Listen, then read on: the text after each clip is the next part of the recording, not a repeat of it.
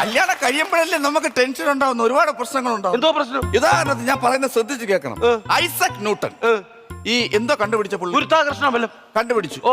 എങ്ങനെ കണ്ടുപിടിച്ചത്? മറ്റേ ആപ്പിൾ മരത്തിന്റെ ചുവട്ടി ഒന്ന് ആപ്പിൾ തലയെ കൂടെ വീണ് കണ്ടുപിടിച്ചു ആണല്ലോ. ഓ. ഇങ്ങനെ കല്യാണം കഴിക്കാത്തപ്പോഴാണ് ഇത് കണ്ടുപിടിച്ചത്. കല്യാണം കഴിച്ചിട്ടാണ് പുള്ളി ഇത് കണ്ടുപിടിക്കാൻ വേണ്ടി ആപ്പിൾ മരത്തിന്റെ മുകളിലോട്ട് പോണെങ്കിൽ അപ്പോഴേ വിളി വരും, അണ്ണാ എവിടേക്കടാ